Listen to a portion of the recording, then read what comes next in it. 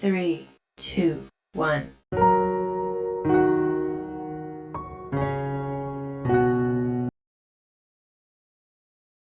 Assalamualaikum warahmatullahi wabarakatuh. Halo semuanya. Nah, perkenalkan nama saya Ainur Hikmah Arianti, biasa dipanggil Ara. Nah, kali ini kita kedatangan dokter cantik nih dari Puskesmas Kedupa. Siapakah dia? Jeng jeng jeng. Selamat datang dokter. Iya, hai Ara. Halo. Ya, ada pepatah mengatakan tak kenal maka tak sayang, maka kenalan dulu dong. Ya. Oke. Mulai dari nama saya Dr. Kinanti Paramita Pambayun. Jadi saya saat ini bekerja di Puskesmas Kedopo, Kota Probolinggo. Yang kebetulan juga lokasinya berdekatan ya dengan SMKN 1 Kota Probolinggo ya. Terus usia sekarang ya menginjak barusan ulang tahun jadi 30 tahun pas ya di tahun 2022 ini. Ya, kurang lebih kayak gitu sih. Kenalnya gitu. Kalau boleh tahu udah berapa lama di Puskesmas Kedupa? Kalau di Puskesmas Kedopo itu saya masuk 2021, masih baru. Terhitung masih baru. Saya baru 1 tahun lebih di Kedopo. Masih baru. Ya, oke. Jadi kali ini kita akan membahas, saya sama dokter bakalan membahas tentang seputar remaja. Ya, yang berjudul KRR, yaitu kesehatan reproduksi remaja. Nah, dokter, di sini katanya Puskesmas Kedupa itu baru launching inovasi podcast Kelor ya? Ya, betul sekali. Jadi itu podcast Kelor itu apa sih? Nah, podcast Kelor ini adalah salah satu inovasi kita yang kita aktifkan di tahun 2022 ini. Jadi podcast Kelor itu kayak konsultasi online remaja. Jadi semua kasus remaja yang sedang hangat-hangatnya dibicarakan atau yang dipikirkan sama remaja-remaja saat ini itu kita bahas di podcast ini. Jadi kayak gini ngobrol gini, kayak ada pertanyaan tentang untuk saat ini kan kesehatan reproduksi remaja. Untuk yang selanjutnya bisa yang lainnya mungkin ada pemikiran yang lain tentang stunting gitu. Terus atau mental health yang lagi sekarang hits ya. Mental health anak-anak ini terus mungkin karena di podcast Kelor ini juga kita galakkan untuk 2 bulan sekali mungkin ya dirutinkan di SMKN 1 ini. Jadi kalau misal ada pertanyaan atau ada yang dibingungkan ingin diskusi bisa lewat podcast Kelor ini. Nah, di podcast Kelor ini nggak cuma di podcast aja sih, kita juga ada pelayanan konsultasi remaja apapun itu, maupun mau berkelompok maupun pribadi juga bisa di podcast di Puskesmas Kedopo. Itu juga buka ada konsultasi remaja di Puskesmas Kedopo selama jam kerja gitu ya. Jadi kalau misal malu nih pertanyaannya di podcastin, jadi mending prefer sendiri aja nih di Puskesmas boleh nggak ya gitu. Boleh kita janjian dulu pakai nomor call center, kita janjian dulu kapan, nanti ketemu dengan siapa, pengennya dokter ini kan di Puskesmas itu juga banyak dokternya ya, atau bidan ini gitu khusus, monggo boleh, atau dengan saya langsung juga bisa. Nanti kita janjian nih kapan nih mau konsultasi gitu. Di situ juga selain dokter ada bidan yang sebagai konselornya gitu. Jadi itu nanti kayak konsultasi lah ya, seperti itu ya. Konsultasi biasa. Ya, kayak tentang seputar misalkan bagaimana sih kalau misalkan ini gitu. Ya nanti bisa juga di podcastin. Bisa di podcastin biar semua pada tahu. Misal sama nih pertanyaannya satu kelompok nih mau di show upkan ke podcastnya, nggak apa-apa, itu lebih baik. Jadi sama-sama tahu, sama-sama sharing kayak gitu. Jadi itu nanti dibikinin grup atau bagaimana mengajukan pertanyaan itu? Nah, bisa ada grupnya. Jadi kita kan ada di podcast Kelor itu juga ada kadernya dari pihak SMKN 1. Nanti di situ kita kalau ada pertanyaan bisa dikumpulkan di sana, nanti kita bahas di 2 bulan kemudian. Nanti kita ketemu lagi di sini, nanti kita bahas bareng-bareng gitu. Di sini. Oke. Jadi balik ke topik awal ya, dokter. KRR, kesehatan reproduksi remaja. Nah, memang kan pada zaman sekarang itu penting sekali ya, dokter ya. Menurut dokter sendiri bagaimana sih kesehatan reproduksi remaja itu? Jadi kesehatan reproduksi remaja dari kesehatan reproduksi itu ada dua kan, untuk manusia itu ada laki-laki dan perempuan. Jadi untuk kebersihannya, kesehatannya itu mulai dari kebersihannya, gizinya itu juga harus dijaga, dari pola perilaku, kehidupan sehari-hari dan lingkungannya juga mempengaruhi. Seperti itu. Jadi banyak faktor yang mempengaruhi dari kesehatan reproduksi remaja ini. Terutama pada zaman sekarang kan teknologi udah maju banget nih ya. Jadi kayak ilmu itu juga sebenarnya banyak di medsos. Nah, kita sebagai fasilitator atau konselor itu mengarahkan anak-anak ini loh yang wajib kita tahu, ini loh yang kita hindari, ini loh yang harus kita lakukan setiap hari, ini loh yang jangan diikutin gitu. Lebih ke arah situ untuk kesehatan reproduksi remaja itu. Tapi kan banyak sekali remaja saat ini kan kayak menyalahgunakan media sosial gitu, dokter. Jadi kayak pengennya tuh nyoba-nyoba gitu. Ya wajar ya. Iya wajar. Jadi itu tuh kayak misalkan kita tuh ngingetin kepada sama temen gitu. Kadang nggak dihirauin, kayak nggak ditanggepin gitu. Itu saya juga bingung gimana sih caranya gitu agar supaya kayak masuk gitu nasihat kita ke teman kita. Nah, yaitu salah satunya dari podcast ini kita mengangkat topik itu, misal temannya membahas tentang keputihan nih atau membahas tentang yang lagi sekarang itu kan dari kayak hubungan seks bebas kayak gitu. Kita angkat di podcast gitu, seperti itu. Jadi dibahas bareng-bareng kalau memang berdasarkan jurnal, berdasarkan yang ilmiah gitu, supaya pada tahu oh iya sih yang benar ini, jadi yang diikuti yang ini, jadi biar tahu mana yang salah mana yang benar gitu. Jadi makanya tujuan podcastnya salah satunya seperti itu, untuk bisa menyebarkan informasi yang benar, meluruskan ya. Iya. Nah, dokter, di sini kita ngobrolnya santai-santai aja ya. Iya, santai-santai aja. Ya, jadi kan kita penting banget menjaga kesehatan reproduksi remaja. Nantinya itu dampaknya sendiri bagaimana? Nah, dampaknya sendiri itu karena terutama kepada perempuan, beratnya kan di titik perempuan ya, karena perempuan itu akan hamil. Nah, hamil itu nantinya dia akan memberikan keturunan. Nah, kualitas dari keturunan itu berdasarkan dari ibunya. Jadi ibu yang sehat akan melahirkan anak yang sehat, anak yang berkualitas. Apabila ibunya sudah sakit sejak awal, misal kekurangan darah, itu akan menyebabkan bayi-bayi itu akan lahir secara prematur, bayi-bayi itu akan lahir dengan kecacatan, kayak seperti itu. Jadi efeknya panjang. Untuk laki-laki juga, karena kan kesehatan reproduksi itu juga penting, karena untuk laki-laki itu menjaga agar tidak terkena infeksi, misal kan dari hubungan seks bebas atau mencoba-coba hal-hal yang aneh-aneh seperti itu kan juga akan berdampak ke masa depannya, karena bisa menularkan ke pasangannya. Gitu. Kadang ada langsung yang kena HIV gitu. Iya bisa, karena HIV AIDS itu juga kan bahaya juga. Nah, untuk di puskesmas apalagi penggerak dari Kemenkes kan ada pemeriksaan ANC untuk pengecekan rutin ya, pada saat sebelum nikah itu ada pengecekan HIV, hepatitis B. Jadi ada screeningnya memang gitu.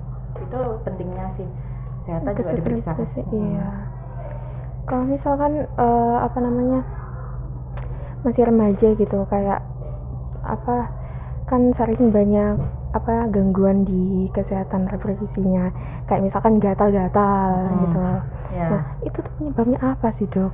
Nah, kalau gatal-gatal biasanya aja itu banyak faktor. Biasanya gatal itu biasanya disertai sama keputihan ya. Iya. Nah, kalau keputihan itu biasanya memang momok banget buat para anak-anak remaja, apalagi sudah balik ya. Itu memang karena satu keputihan yang normal itu dia itu nggak berbau. Terus memang kadang tidak terlalu lengket, kadang cair, kadang lengket, tergantung dari siklus menstruasinya, menstrual head-nya itu. Jadi nanti itu harus menjaga kebersihan untuk mencegah itu, jaga bersihan, terus makan makanan yang bergizi. Terus misal pada saat menstruasi itu harus ganti padnya itu memang 3-4 jam. Nah, itu kenapa kayak gitu?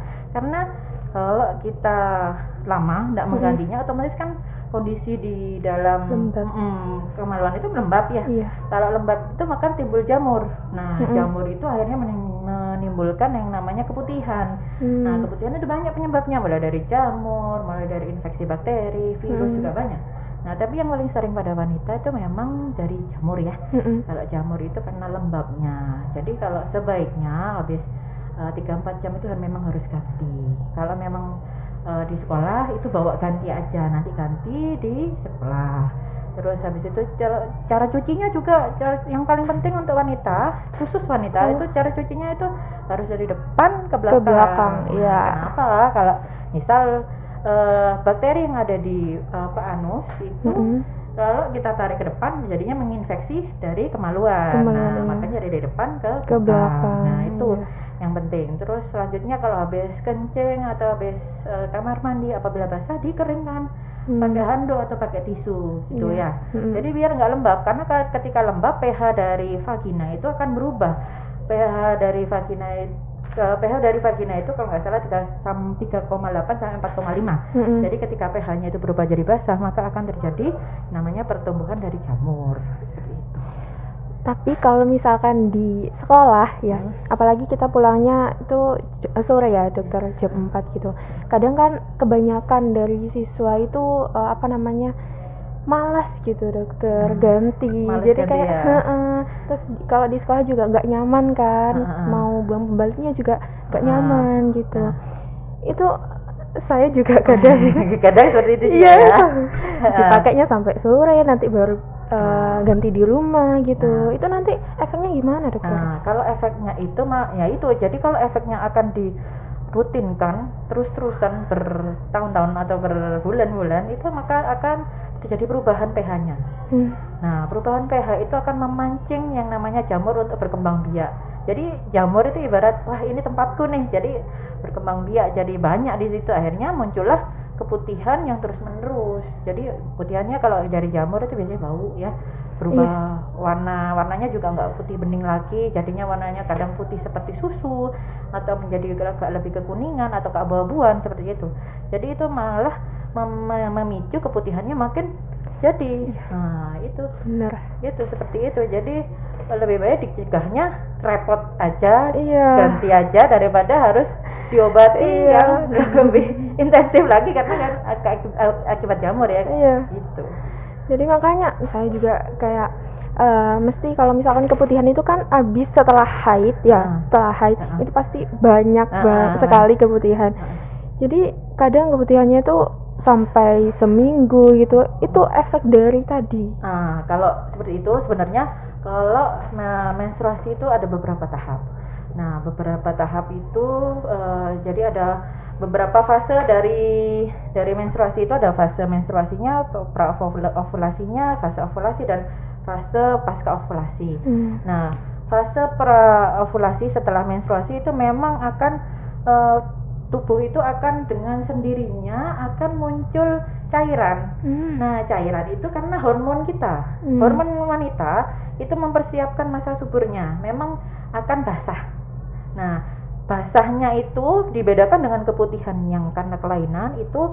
Kalau keputihan kelainan itu lebih berwarna dan berbau, baunya lebih bau strong gitu, lebih kuat ya, menyengat ya. Tapi kalau normal itu baunya bau khas pasti semua wanita hampir sama karena pH-nya sama. Nah, itu tujuannya kenapa? Karena dia mempersiapkan agar menetralisir dari tempat rahim itu untuk sperma agar hidup di situ. Gitu. Jadi memang wajar ada lendir memang yang bersifatnya bening, kadang agak nggak sampai putih, cuma agak bening, agak putih kayak dikitnya, putih tulang gitu ya. gitu. Itu wajar. Kadang cair, kadang agak lengket. Nah, itu tergantung dari fase ovulasinya itu. Jadi praovulasi namanya. Jadi praovulasi sampai ovulasi itu akan banyak cairan memang karena mempersiapkan yang namanya sperma untuk bertemu dengan si ovum. Jadi itu wajar. Cuma kenapa yang tidak wajar ya satu, mungkin akan muncul gatal-gatal. Pasti. Nah, gatal-gatal batal banget, putih kental, warna keabu-abuan, atau kekuningan bahkan kehijauan. Nah, itu Terus habis itu karena mungkin agak panas, terasa agak panas gitu, nggak nyaman. Itu patut diperiksakan aja sih, karena itu mungkin karena ada jamurnya kayak gitu. Penyebabnya banyak sih, cuma dari kalau anak-anak remaja usia sekarang itu mungkin karena jamurnya, karena aktivitas banyak, berkeringat di dalam, lembab, nggak ganti secara rutin gitu. Sebenarnya gitu sih. Jadi kan memang kalau misalkan keputihan juga sama dengan haid, kayak harus ganti pakaian dalam setiap saat. Iya, kalau keputihan itu nggak nyaman ya. Iya, nggak nyaman. Ya, jadi kali ini saya tuh kemarin kan share ke grup WhatsApp. Nah, jadi teman-teman dari PIKR sama PMR itu banyak yang mau ditanyain sama dokter. Boleh ini? Boleh ya. Lanjut aja. Dikit-dikit aja ya, dikit-dikit aja. Boleh ambil ya? Iya, oke.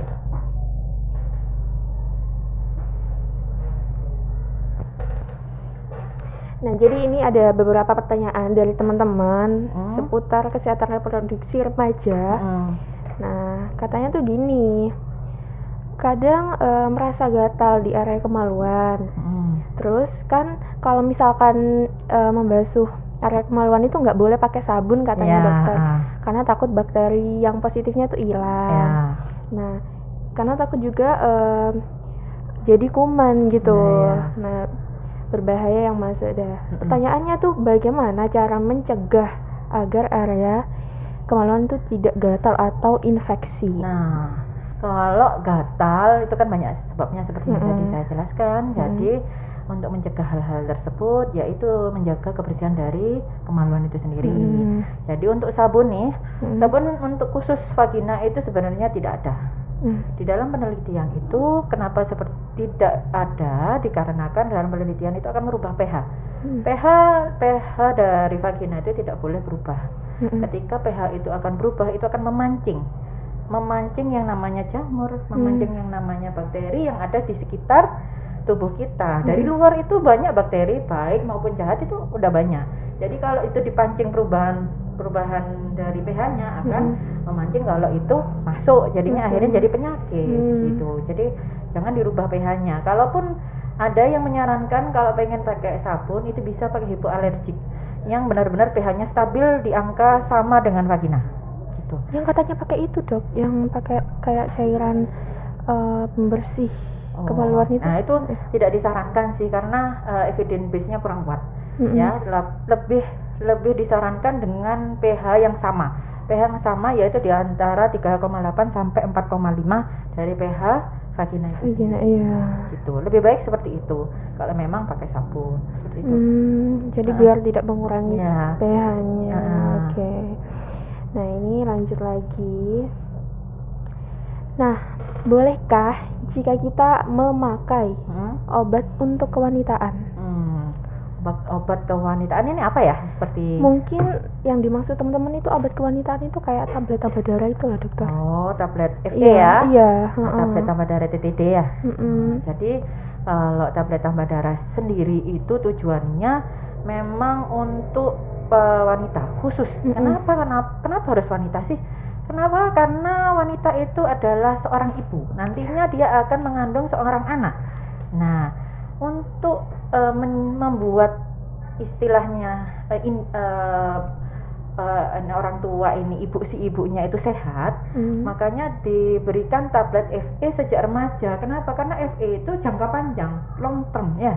Jadi diberikan saat sekarang rutin agar mempersiapkan ibarat rahimnya itu untuk tidak mencegah anemia, mencegah kematian dari ibunya, mencegah dari stunting anaknya ketika sudah lahir, mencegah bayi lahir prematur, juga mencegah bayi berat badan lahir rendah. Itu banyak. Jadi memang tujuan FE itu untuk mempersiapkan, ibarat mempersiapkan wadahnya agar si bayi yang nantinya dikandungnya itu akan jadi anak yang baik, anak yang cerdas, anak yang berkualitas seperti itu. Jadi mencegah stunting gitu, lebih tepatnya. Gitu ya. Iya. Kalau laki-laki kan nggak melahirkan ya. Jadi tapi katanya banyak yang bilang, kenapa kok laki-laki juga nggak minum? Nah, iya itu karena salah satunya itu karena laki-laki tidak melahirkan gitu lebih tepatnya ya. Yang kebanyakan juga perempuan menstruasi. Perempuan juga menstruasi, juga banyak mengeluarkan darah. Kalau laki-laki kan enggak ya. Iya. Ya gitu. Nah, selanjutnya di sini ada yang tanya lagi. Ya tadi sih kalau lagi haid itu harus mengganti selama 3 sampai jam. 3 sampai 4 jam sekali. Itu harus ganti sih. Agar tidak itu agar ya. tidak ada pertumbuhan dari jamur ataupun yang lainnya yang tidak diinginkan ya. Nah, di sini agak aneh ya. Kenapa nih? Papula mutiara itu berbahaya atau tidak? Ya. Perli papul ya. Iya, kurang tahu juga. sih. Jadi perli papul itu biasanya terjadi pada laki-laki ya. Biasanya memang itu akan menjadi sebuah kasus yang bikin orang yang mengalami itu akan merasa, ini sepertinya penyakit menular nih. Pasti kalau udah searching di Google nih kayak sekarang ini, timbul benjolan di alat kelamin laki-laki, langsung muncul nih infeksi menular seksual. Bikin cemas ya, cemas memang membuat pemikiran, saya infeksi nih, padahal saya nggak ngapa-ngapain nih, kenapa kan kayak gitu, takut meninggal ya kayak gitu. Jadi mikirnya jadi aneh-aneh, padahal sebenarnya itu infeksi itu bukan sama sekali infeksi. Memang penyebabnya tidak diketahui secara pasti. Kemungkinan dia itu mungkin dari bawaan ya. Jadi dari jurnal yang sudah saya baca itu memang dia itu muncul dengan sendirinya aja ketika balik. Nah, itu akan muncul di beberapa orang, memang itu banyak yang muncul, terutama yang ada yang sudah disunat maupun yang belum disunat gitu. Jadi memang dari penelitian itu memang akan muncul seperti perli papul itu. Nah, tujuannya dan itu gejalanya itu nggak mengganggu sih sebenarnya, cuma nggak estetik aja kelihatannya mungkin gitu ya. Mungkin bagi laki-laki mungkin kok beda ya punya aku sama punya yang difoto misalnya, atau punya siapa punya ya gitu, kok beda ya, apakah saya sakit? Bukan, itu normal. Sebenarnya itu normal dan itu tidak bermasalah secara infeksi itu pun bukan. Kalaupun memang mengganggu itu memang ada terapinya khusus. Terapinya itu jadi di krioterapi ataupun di laser khusus untuk kulit kelamin. Jadi bukan laser yang buat nembak kayak di film-film itu kan. Ya bukan ya. Jadi nanti hilang. Ya. Jadi itu di laser gitu, dan laser CO2. Jadi memang khusus pada dokter-dokter bedah plastik biasanya atau dokter spesialis kulit kelamin mungkin bisa mengobati itu gitu. Kalau memang benar-benar ganggu, itu bakalan bisa dikonsultasikan ke dokter spesialis kulit kelamin maupun bedah plastik ya. Jadi nggak mengganggu sama sekali sih sebenarnya ke tubuh. Itu tuh kayak apa sih dokter? Benjolan apa sih? Kayak benjolan, kalau di beberapa jurnal itu mereka menyebutkannya dia ring, melingkar. Melingkar jadi kayak seperti pakai kalung mutiara itu. Makanya namanya. Iya, papul, perli. Jadi memang benar seperti mutiara yang berbenjol mengkilap seperti itu di sekitar area pangkalnya, di area ujungnya itu. Jadi memang seperti itu. Jadi kayak pakai kalung mutiara tapi di situ gitu. Kayaknya normal.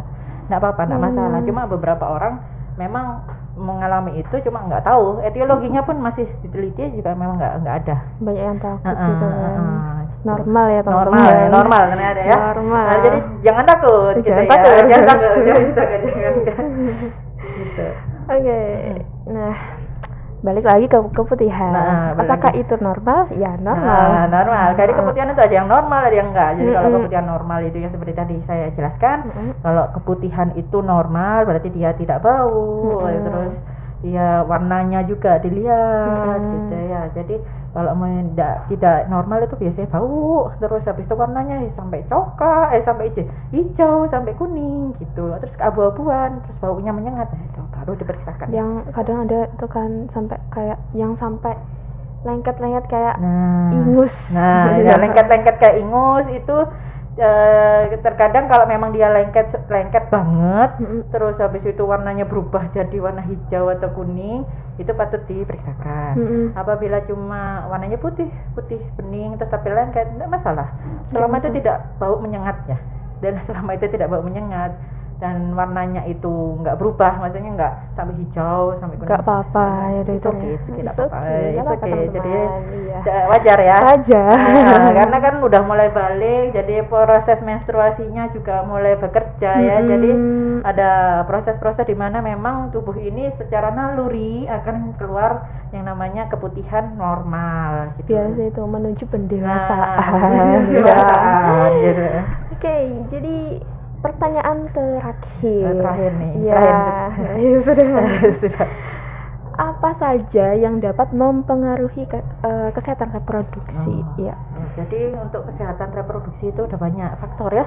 Yang pertama dari diri sendiri, dari gizinya. Dari gizinya misal seperti perempuan itu mulai dari remaja memang harus minum FE ya, untuk mempersiapkan ke depannya jika dia melahirkan, hamil gitu ya.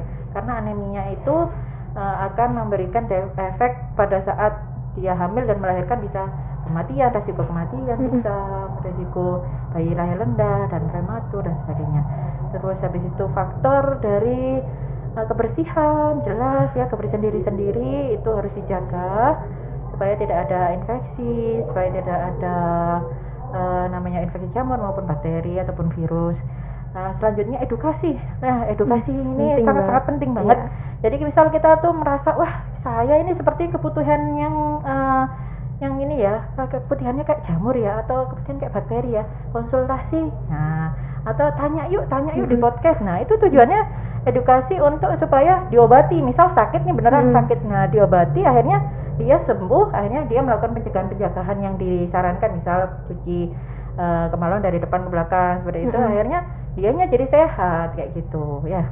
Terus habis itu dari pihak lingkungan keluarga untuk mendukung agar anaknya sesuai dengan tahap usianya. Jadi jangan melakukan pernikahan dini lah ya. Karena untuk pernikahan dini itu jadi memiliki resiko yang banyak. Jadi kenapa kok memiliki resiko banyak? Pertama emosinya. Yang kedua emosinya belum stabil, akhirnya dia ketika melahirkan dan ketika hamil itu kan ada proses hormonal yang naik turun. Ketika emosinya pada saat itu masih belum siap, masih dini, belum siap, akhirnya dia akan mengalami gangguan depresi. Yang terdampak siapa? Anaknya. Nah, kan kasihan ya. Terus habis itu dari emosinya, terus dari tubuhnya juga, karena anak-anak itu masih di bawah usia 19 tahun, itu masih belum siap raganya. Kenapa? Karena dari rahimnya itu masih belum siap untuk menerima yang namanya perlekatan dari embrionya itu kan butuh asupan nutrisi yang baik, butuh butuh tempat yang nyaman istilahnya di situ ya. Kalau seumpamanya dari remaja ini kan memang harusnya minum FE. Jadi ibarat membuat sebuah lahan subur. Jadi agar tanaman yang di sana akan tumbuh subur dan baik. Kalau kering, otomatis yang ditanam juga ada bagus ya kan. Nah, seperti itu sih logikanya ya. Terus stunting juga. Stunting juga kayak gitu-gitu sih. Terus apa lagi ya? Mungkin cukup itu aja ya menurut saya sih, itu aja. Ya, jadi kesimpulannya tadi kesehatan reproduksi remaja ini wajib banget kita jaga ya dokter ya, agar nanti akan melahirkan generasi yang lebih baik ya. Oke, terima kasih dokter sudah sama-sama berkenan untuk ngobrol-ngobrol sedikit. Kita kayaknya keasikan seperti itu. Udah durasinya berapa lama ini? Durasi. Oke. Terima kasih atas waktunya dokter, dan semoga ini bermanfaat buat teman-teman semua. Dan nanti insya Allah bakalan ada podcast lagi dari kami. Ya, terima kasih. Kami pamit.